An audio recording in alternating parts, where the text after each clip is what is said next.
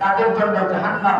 আর যারা দুনিয়াকে পিছনে ফেলে পরকালকে সামনে নিয়ে আসে তাদের জন্য আল্লাহর জান্নাত। আমরা সেই জান্নাতের অধিবাসী হতে চাই। আল্লাহ আমাদেরকে কবুল করুন। সম্মানিত হাজিরিন, এই 5টি প্রশ্নের জবাব না দিয়ে কিয়ামতের ময়দানে কেউ এক কদম সামনে যেতে পারবে না। সম্মানিত হাজিরিন, সুদ এমন এক ভয়াবহ পাপ।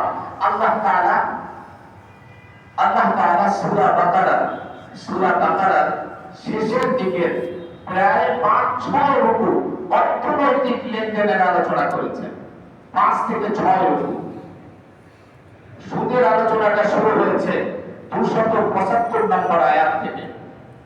275 নম্বর আয়াত থেকে 285 আয়াত সূরা বাকারাতে, একদম শেষের রুকুটা বাদ দিয়ে তার আগ পর্যন্ত একটা আয়াত অনেক বড়।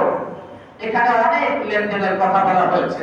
সম্মানিত হাজিরিন, আল্লাহ তাআলা এই যারা সুদের কাজ লেনদেন করে তাদের ব্যাপারে কোরআনে কারীমের সূরা বাকারা 275, 76, 78, 280, সূরা আলে ইমরানের 130, সূরা রুমের 39 এবং আরো অনেক জায়গাতে এই সুদের ভয়াবহতা নিয়ে আলোচনা করা হয়েছে। এছাড়াও হাদিসের মধ্যে 40টিরও বেশি হাদিস আছে সুদের আলোচনা।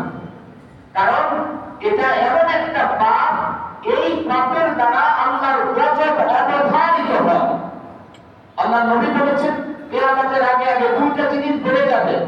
ইদা ভাষা জিনা ওয়ার রিবা ফান্তাজালিস সাআ, যখন সমাজের মধ্যে সুদের ব্যাপকতা হবে, জিনার ব্যাপকতা হবে, মানুষ রাস্তাঘাটে ব্যভিচার করবে, মানুষ রাস্তাঘাটে সরকারি বাংলামি করবে, তখন তোমরা কিয়ামতের জন্য অপেক্ষা করো। কিয়ামত খুব ঘনিয়ে এসেছে।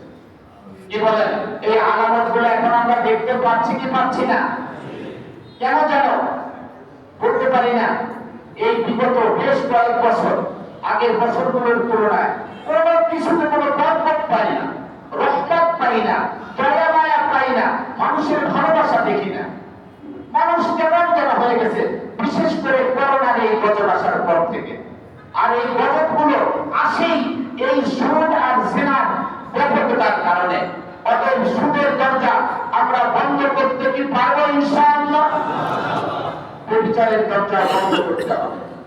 ব্যভিচার চোখে হয়, ব্যভিচার হাতে হয়, ব্যভিচার কানে হয়, ব্যভিচার মুখে হয়, ব্যভিচার অন্তরে হয়। একদম আসলটাও যেভাবে হওয়ার সেভাবে হয়। অতএব সকল ধরনের ব্যভিচার থেকে আল্লাহ আমাদের এই সমাজকে হেফাজত করুন বলে আমিন। সম্মানিত হাজিরিন, এই সুদের পাপের বোঝা 70টি স্তর রয়েছে। এই 70টি আল্লাহ নবী বলছেন, বুখারী মুসলিমের হাদিস, আর রিবা 70 জুজআ, সুদের রয়েছে 70টি পার্ট, 70টি অংশ। তার সবথেকে নিম্নতম অংশ হলো নিজের মায়ের সাথে ব্যভিচারে লিপ্ত হওয়া। বলে নাউযুবিল্লাহ।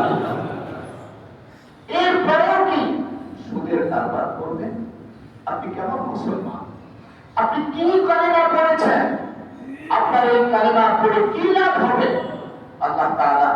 আল্লাহ তাআলা বলছেন যে যারা এরপরেও সুদের কারবার চালিয়ে যাবে, আল্লাহ তাআলা বলছেন ফালাহু, তাদের জন্য চিরস্থায়ী জাহান্নাম। বলে নাউযুবিল্লাহ।